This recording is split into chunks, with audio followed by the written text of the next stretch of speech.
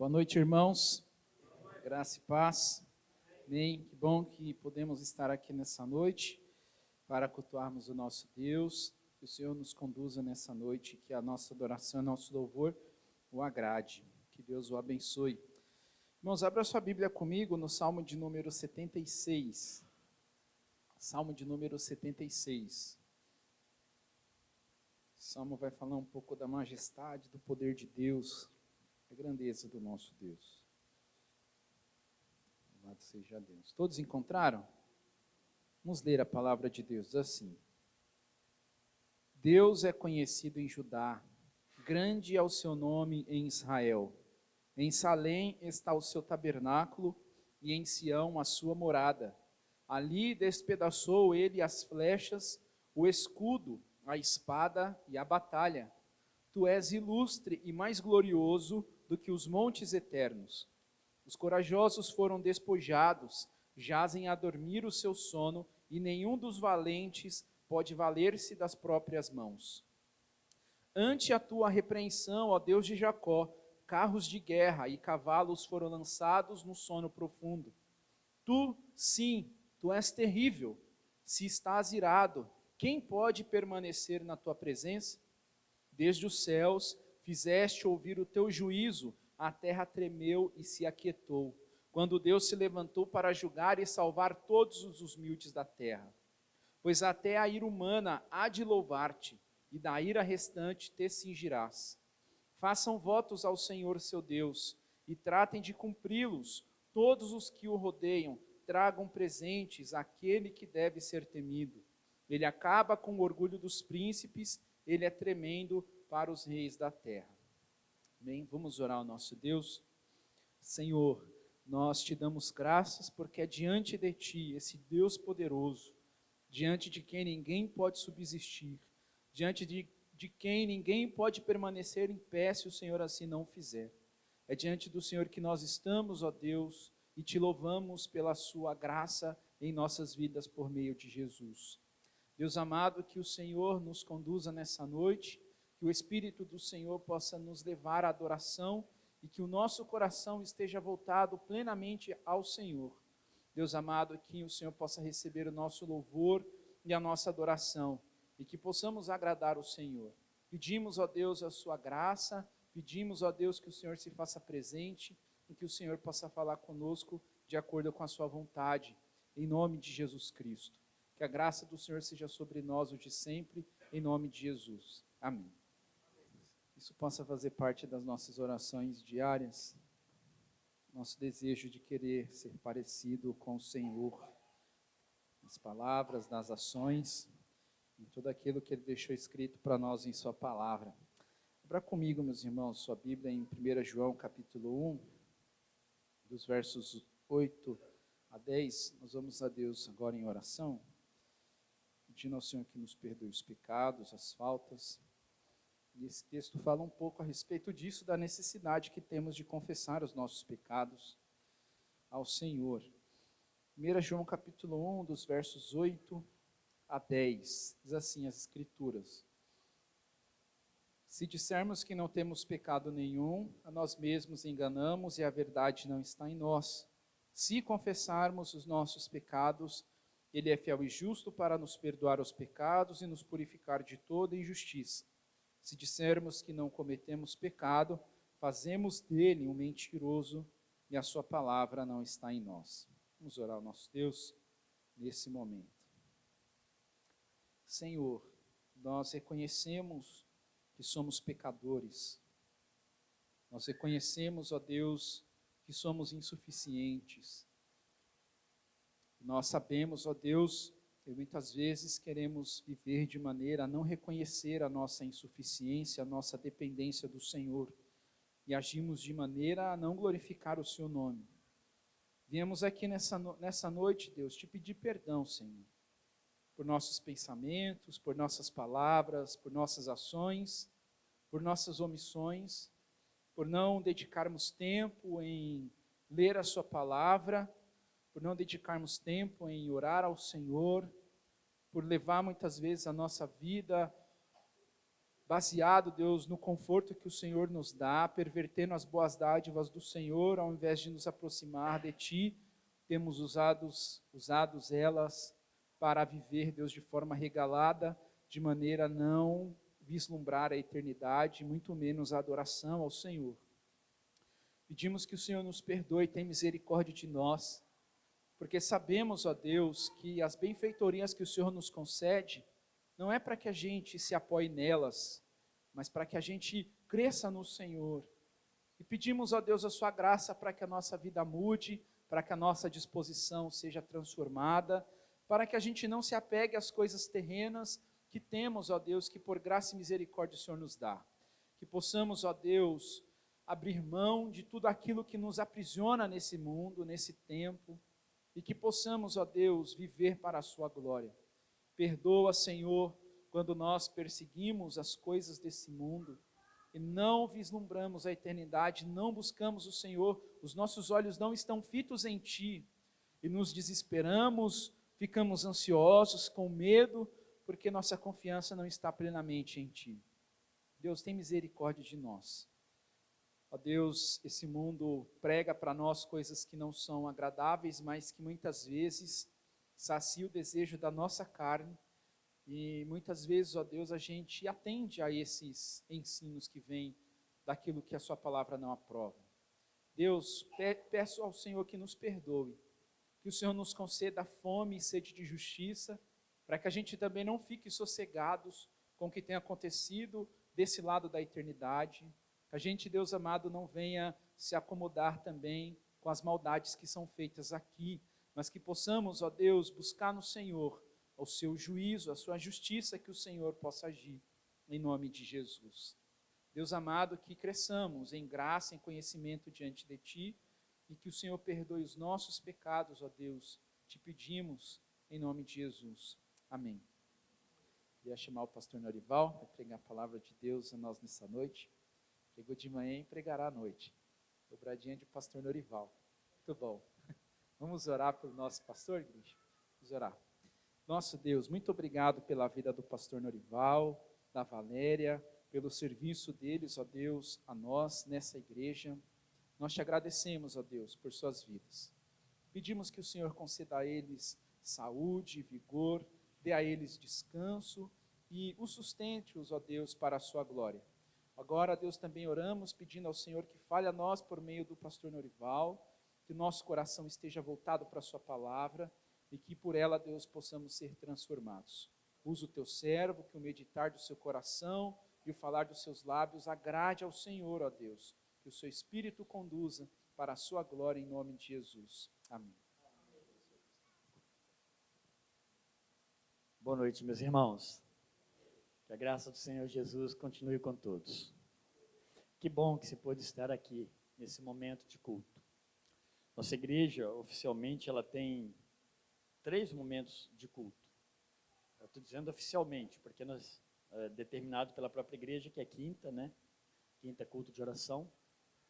Aí, na quinta-feira, a gente está estudando esse livro, e é interessante, porque ele tem umas perguntas, resposta a algumas perguntas bem básicas para a nossa fé.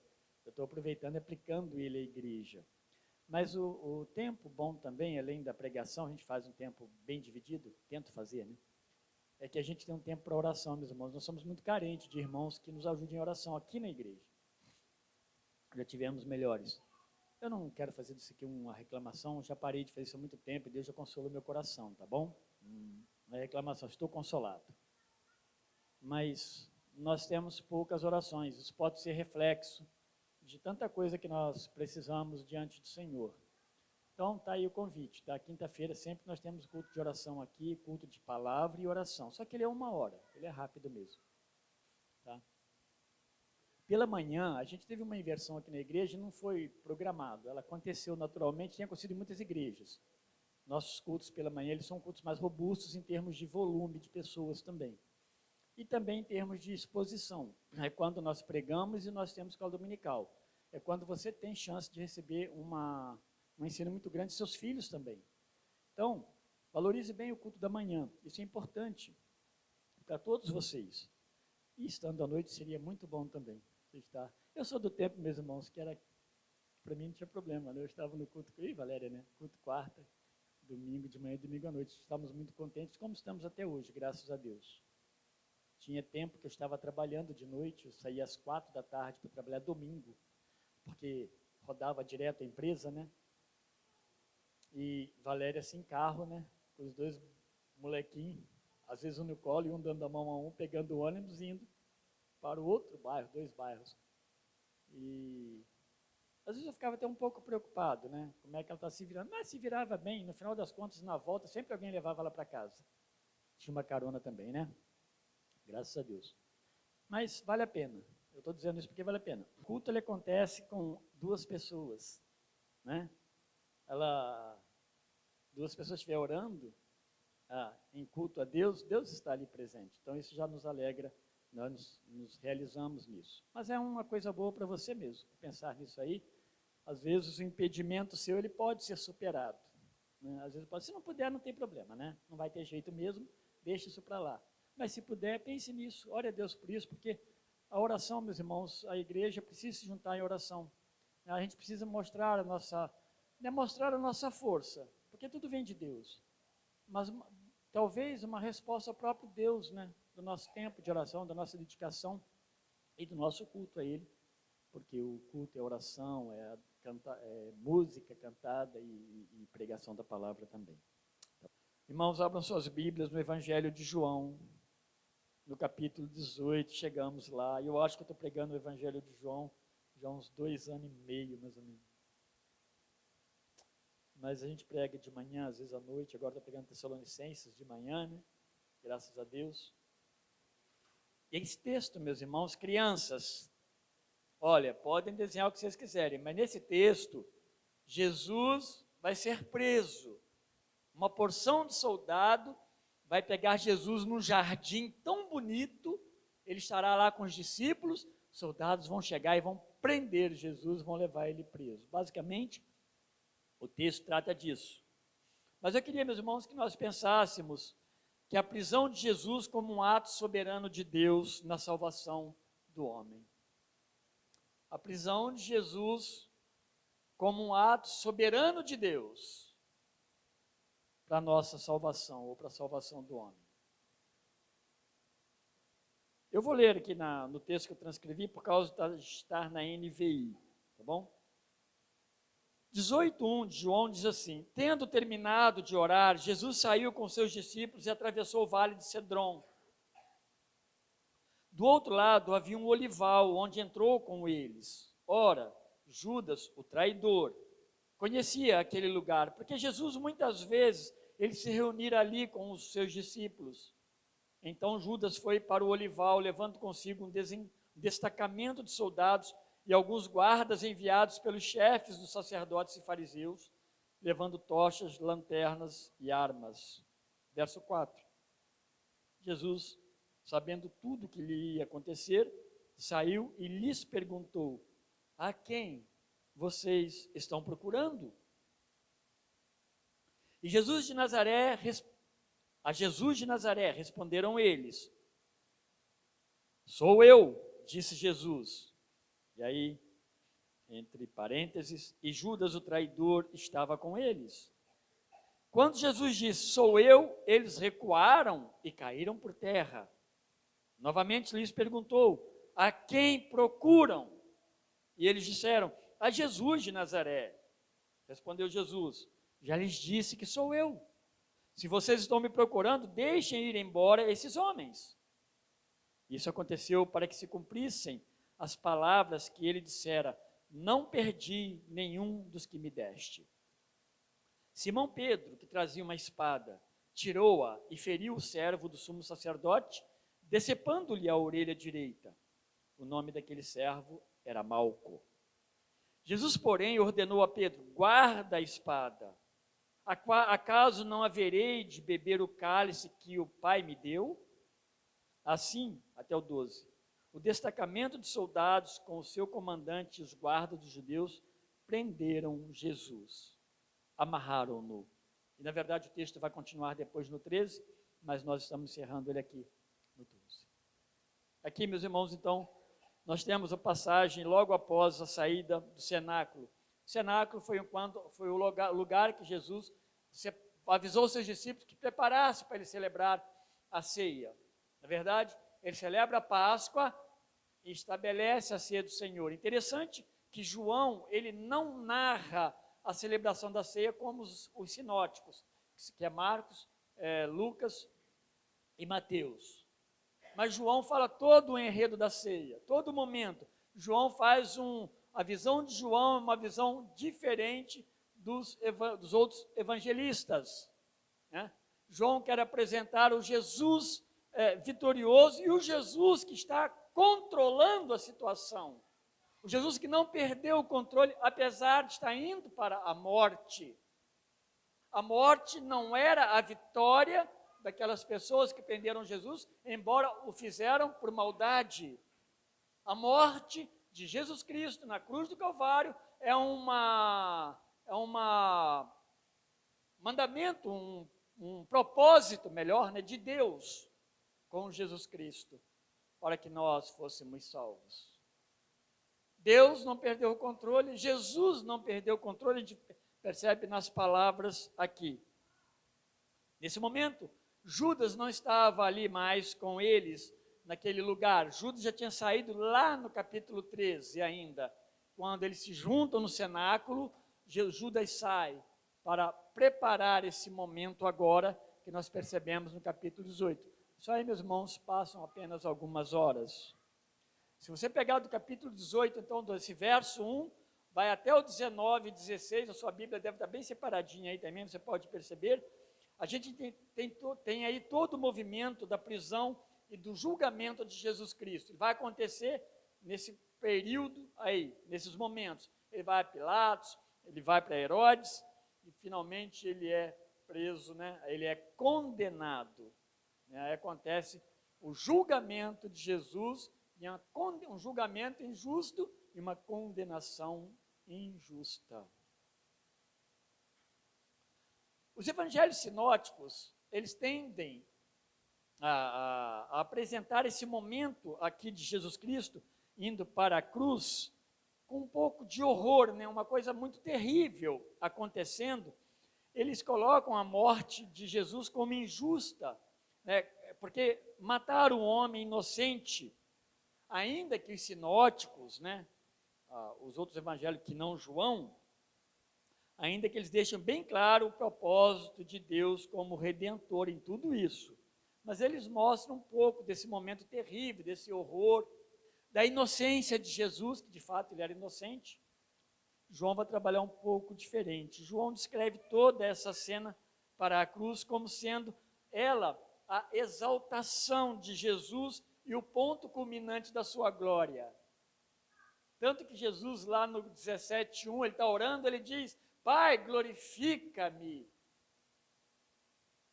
Jesus está como que Deus, né, indo para a cruz resoluto, confiante, tudo controlado, não estava nada fora de controle. Deus não estava chorando por isso, nem virou as costas, né, como muitos dizem, para Jesus.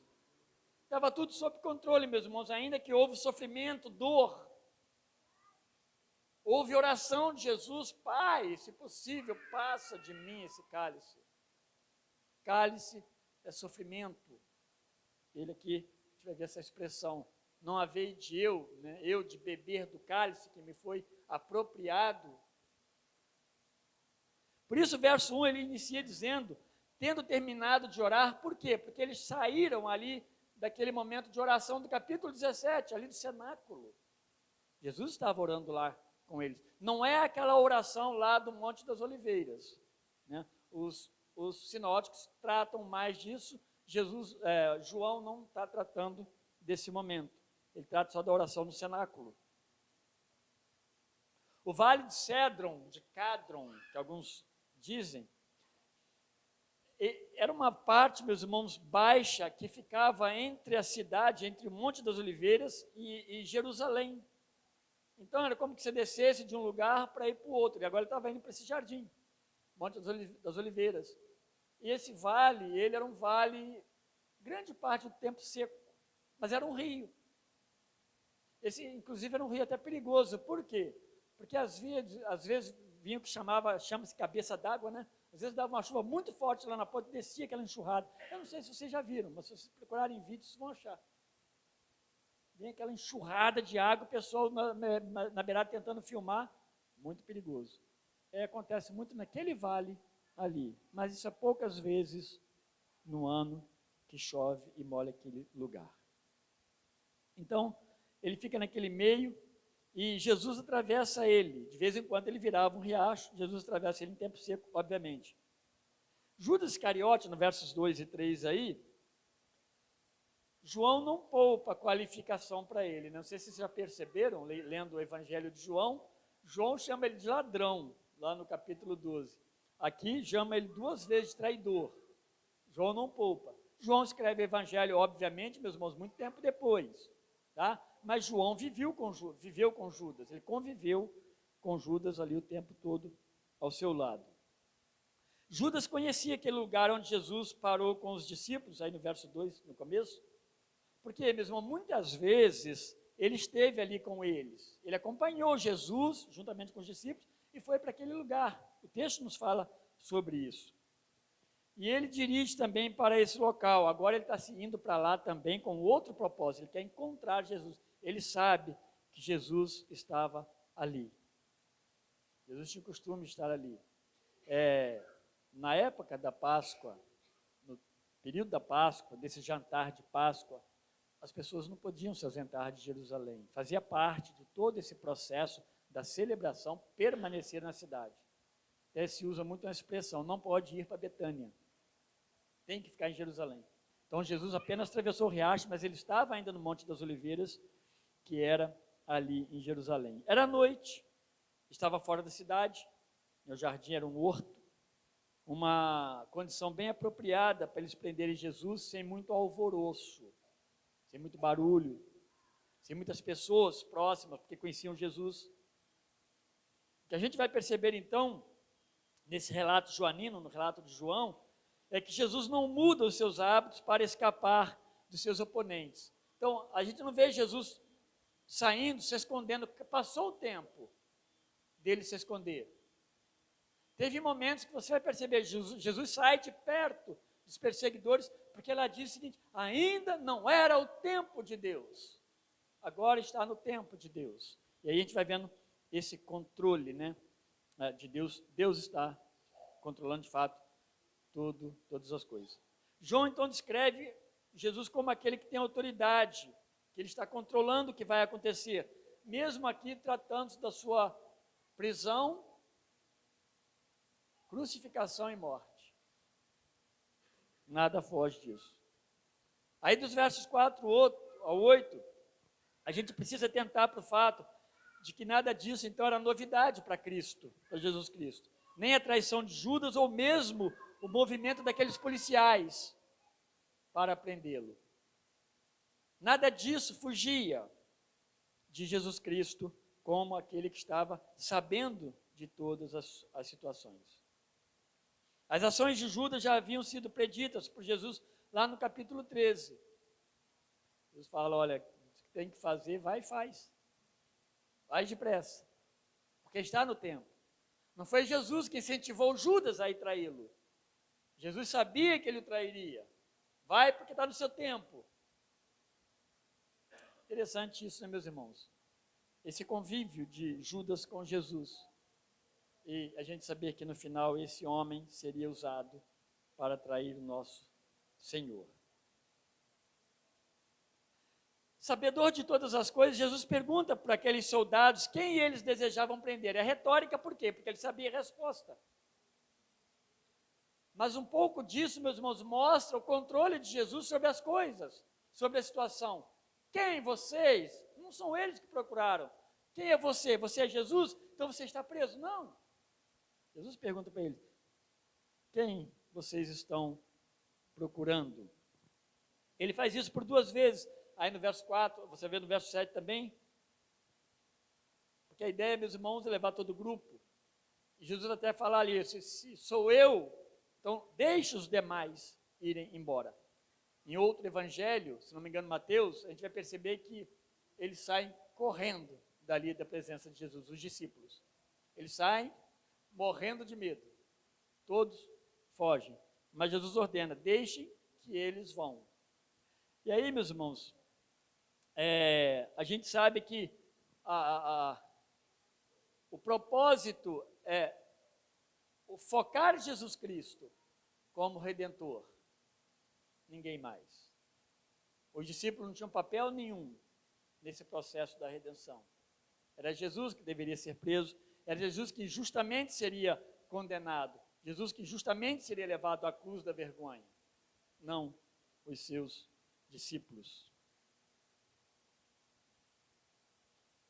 Jesus então vai dizer para eles que sou eu que vocês procuram.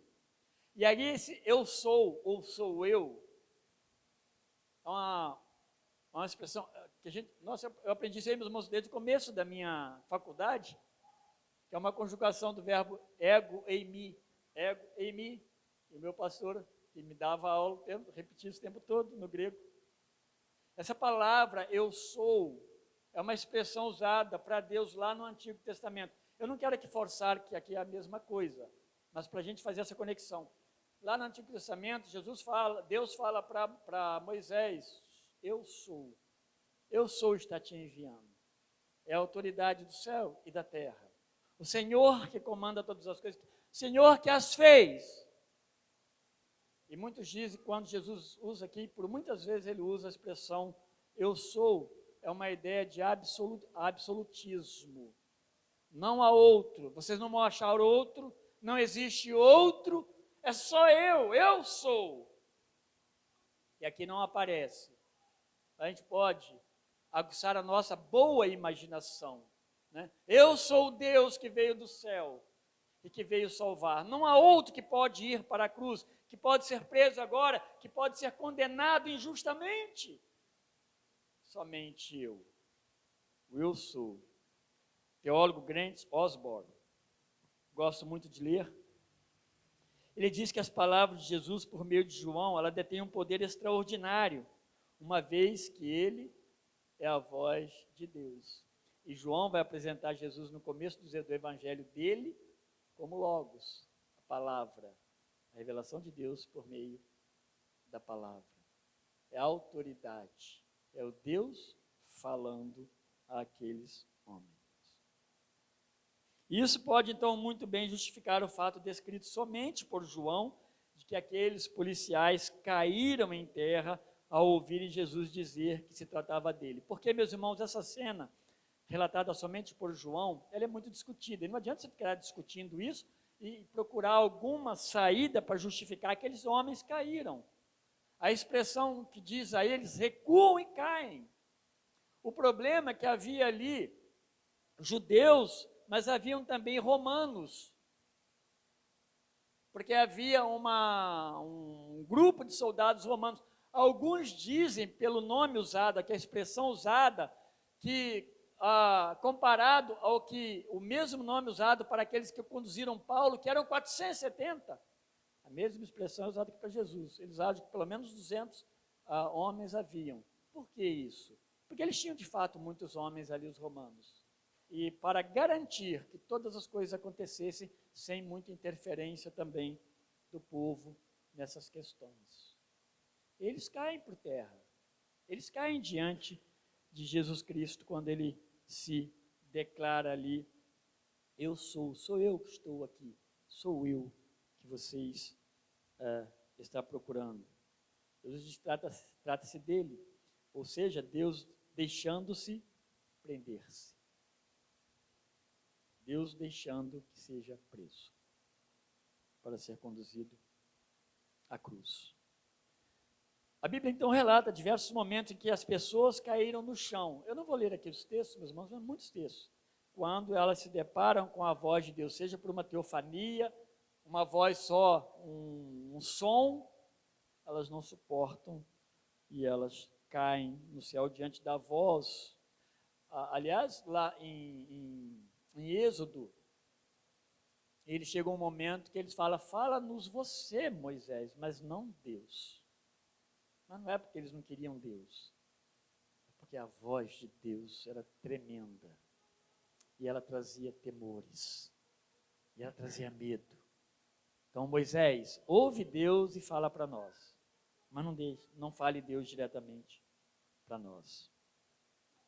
De repente, então, eles estavam diante da presença da divindade. Então, eles caem. É um fato que a gente só vai explicar mesmo pelo poder de Deus ali diante deles. Não tem outra coisa. Talvez até, meus irmãos, para mais adiante, um daqueles soldados, talvez o mesmo que estava ali, quem sabe, vai confessar lá de verdadeiramente esse homem é filho de Deus, verdadeiramente ele tem procedência divina. Ele vai fazer isso. Mas não sabemos se há esse tipo de relação. Um soldado romano, ele jamais se prostrava diante de um inimigo ou diante de alguém que estava sendo preso. Era regra, ele não podia se ajoelhar. E o texto diz que eles caem em terra. Então não foi algo normal, não foi algo natural que aconteceu ali. Aqui Deus está diante deles, permitindo que eles o prendam. Para Judas, então, para a gente pensar um pouquinho, havia um sentimento de conquista. Quando Judas vê tudo isso acontecendo, agora ele alcançou o objetivo dele, que era ter dinheiro, ganhar um dinheirinho a mais na sua renda. E muito dinheiro, 30 moedas de prata. Para aqueles homens executores da ordem, aqueles soldados, tanto da guarda dos saduceus, quanto também da guarda romana, para esses homens estavam cumprindo a ordem de prender um malfeitor. Eles estavam cumprindo ordem. Para aqueles líderes do Sinédrio, aqueles que enviaram esses homens, que organizaram isso, tudo, eles estavam agindo em nome de Deus. É assim que as coisas estavam acontecendo. Mas para Jesus, meus irmãos, o plano redentor de Deus estava em pleno curso.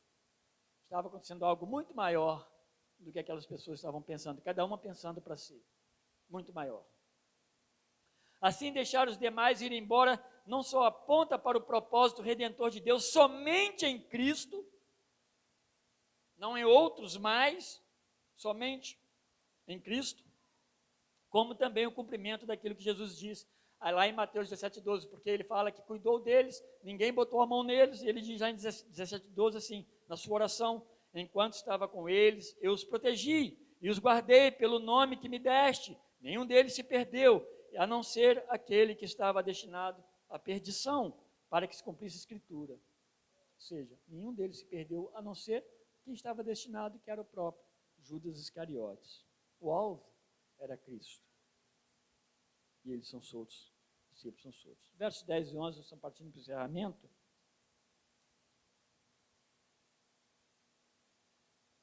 E aí, meus irmãos, nem mesmo aqueles discípulos de Jesus que estavam ali com ele, eles compreendiam de uma forma clara tudo o que estava acontecendo. Para eles essas coisas não eram muito claras. Mesmo que Jesus já tivesse revelado diversas vezes esse propósito da cruz, a sua partida, a sua morte. Houve um momento em que Pedro reclamou com Jesus quando ele falou sobre isso. Mateus relata isso no capítulo 16. Eles não compreendiam com clareza. Para eles ainda havia um entronamento de Jesus Cristo. Para eles havia alguma coisa que acontecia.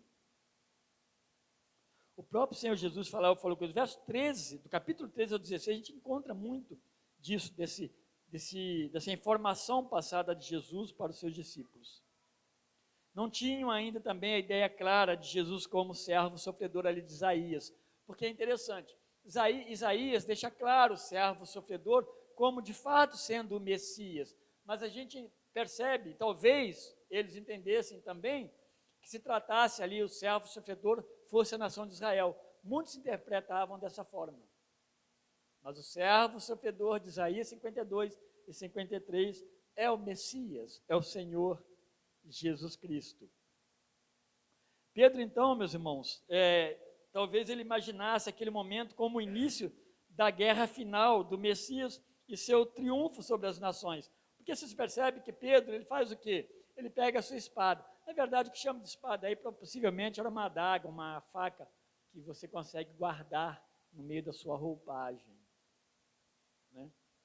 E Pedro saca a arma. Alguns dizem que ele foi muito ruim de ataque, que ele devia ter mirado outra coisa e cortou a orelha, né? Porque ninguém vai cortar a orelha, não vai fazer mal nenhum, de certa forma, para um soldado que está atacando, né? Mas Pedro, então, ele saca a espada, ele corta a orelha do soldado, mas talvez ele tivesse em mente que agora nós vamos começar de fato a guerra com o Messias presente no meio de nós e vamos cumprir agora a palavra de conquista e Jesus, o Cristo, vai subir no trono e vai sentar e vai governar Israel para sempre, né? Então, não foi bem isso. E também por eles não compreender claramente a redenção, Pedro se acha, meus irmãos, no dever de defender Jesus. Quando ele arranca a espada, eu sou um defensor, então ele está na luta, ele está na causa, mas ele quer defender também o seu mestre, né? Ele quer defender Jesus Cristo, quando ele corta a orelha daquele soldado, de um daqueles militares. Ele já havia tentado defender Jesus outras vezes, né? Ou ele já havia achado que Jesus, por exemplo, lá em Mateus 16, quando eu citei, ele diz, olha, de modo nenhum o Senhor vai para a cruz, de modo nenhum alguém vai te prender, né? Jesus fala para ele o quê? Para trás de mim, Satanás. Então, Pedro tinha um pouquinho dessa tentativa de melhorar as coisas para Deus. E nós não conseguimos, nós conseguimos até piorar, mas melhorar as coisas para Deus, nós não conseguimos, meus irmãos. Aí, meus irmãos, Pedro ele estava colocando-se de uma forma involuntária em oposição, na verdade, à vontade de Deus. Então, tomar muito cuidado com isso, tá? Nós não nos encontrarmos achando que estamos beneficiando o reino de Deus, mas estamos agindo por conta própria. Atente bem para a palavra de Deus. Dessa forma, Jesus ordena a Pedro que guarde a espada, porque ele não estava protegendo Jesus, ele nem poderia proteger Jesus, ele jamais poderia interromper o sorver do cálice de Deus para Jesus. É isso que Jesus fala. O sorver do cálice é para mim, é para Jesus, ele está falando isso. É para mim, não é para você. E você não pode impedir. Meus irmãos, a cruz, por mais cruel que foi o caminho da nossa salvação. Foi onde Deus nos salvou e nos redimiu. Então, por mais que nos dê tristeza por tudo que aconteceu, nós fomos libertos por meio da cruz. Tudo era plano de Deus. E aí o verso 12, ele mostra para nós o Jesus divino, voluntariamente sendo preso, sendo amarrado e conduzido, né, depois para o julgamento. Essa cena de Jesus sendo amarrado, porque lá no começo do Evangelho, o que ele fala? O que João fala dele? João, o Batista, o que batizava. O que ele fala? Eis o Cordeiro de Deus que tira o pecado do mundo. E aí, quando Jesus, ele se apresenta agora diante deles voluntariamente, porque o cordeiro, meus irmãos, é um animal manso. Ele era morto como se não tivesse acontecendo nada com ele. Esse era o sentido. E lá no Antigo Testamento, ele era usado, Deus permitiu que o sangue do cordeiro aspergido no altar, ele fosse usado para libertar o povo dos seus pecados. Obviamente que não era o sangue, mas simbolicamente sim, Deus determinou dessa forma. O sacrifício, o sangue aspergido, sempre o sangue, sempre o sangue. E essa cena, então, de Jesus sendo preso, amarrado, conduzido, meus irmãos, Jesus invocando para ele, invocando para si, a imagem, então, desse cordeiro pascal, desse cordeiro que o seu sangue era aspergido para salvar. Agora o cordeiro de Deus, que João Batista falou, eis o cordeiro de Deus, agora ele é preso. E ele voluntariamente se apresenta. Estou aqui, sou eu sou. e ele é conduzido, então, preso, amarrado, para o sacrifício, aonde ele seria morto, por causa dos nossos pecados. Louvado seja Deus por isso, meus irmãos. Grande é Deus, que não se esqueceu de nós. Grande é Deus que por um propósito, um plano tão estranho para nós, quando não conhecemos, a gente percebe tão grande salvação nesse plano estranho de Deus. Fomos libertos. Eu quero terminar com uma aplicação. Esse plano de redenção de Deus aos homens foi um ato soberano, resolvido antes mesmo de o homem pecar e cair da graça de Deus. Deus não definiu isso no caminho. Deus não viu que estava tomando um caminho e decidiu. Não, antes da queda, antes da criação, a Bíblia diz que Deus já havia determinado a nossa salvação pela redenção por Cristo Jesus. Ele incluía a humanidade do Cristo divino, que sem pecado ele daria vida no lugar do pecador que somos nós. Tal ato de Deus envolveria toda a humilhação, não somente da humanidade de Cristo, quando ele se torna homem, mas também todo esse sofrimento antes, durante a crucificação, a humilhação do sepultamento, onde os corpos comumente se apodrecem, mas Cristo não. Nada fugiu então do controle de Deus, e nenhum homem foi vitorioso por si mesmo em todo este enredo. Só Deus podia fazer isso, só Jesus. Nós não conseguiríamos, nós não conseguimos. Deus foi vitorioso e nós, os que cremos nessa obra redentora de Cristo, fomos vitoriosos também. Fomos alcançados com a mesma vitória de Cristo ali na cruz. E nós, os que cremos, aguardamos então a grande manifestação do Filho de Deus em sua segunda vinda. Lá, Tessalonicenses, a gente ainda vai chegar nesse ponto, pois é um texto maravilhoso que trata disso. E nessa segunda vinda, ele vai consumir plenamente toda a obra de Deus para o homem. A nossa redenção começou, ela não terminou. Nós somos salvos da condenação, mas tem a glorificação, tem algo muito maior para Deus fazer nas nossas vidas. Hoje um jovem, um adolescente, ele me parou ali fora e perguntou, já que nós tivemos a aula lá embaixo, falou: pastor, fala um pouco mais sobre a volta de Cristo, sobre o juízo final. Olha que interessante.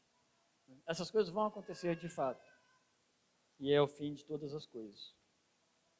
Nesse juízo, terminando de fato aqui, uns irão para a vida eterna, esses que creem em Jesus Cristo, e outros para a condenação eterna, obviamente os que não creem em Jesus. Louvado seja Deus, meus irmãos, pela igreja, pela nossa salvação, pela salvação da nossa alma. Não há coisa mais importante na vida de uma pessoa do que ela ser salva por Cristo Jesus. Tá? Esse é foi o maior cuidado de Deus para conosco. Essa deve ser a nossa maior alegria. E com isso, Cristo seja suficiente para nós em tudo. Deus abençoe. Senhor nosso Deus, obrigado pelo teu amor, pela tua graça.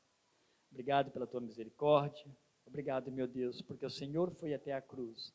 O Senhor não recuou, ó Deus, diante de um exército tão grande. O Senhor, ó Deus, foi adiante. Porque, ó Deus, esse é um plano divino, não humano. E obrigado, Pai, porque em tudo isso nós fomos salvos. Louvado seja o teu nome pela igreja. E que o Senhor a sustente, que o Senhor nos sustente, ó Deus, para a glória do Senhor mesmo. Em nome de Jesus, amém. Deus nos conceda uma boa semana, meus irmãos.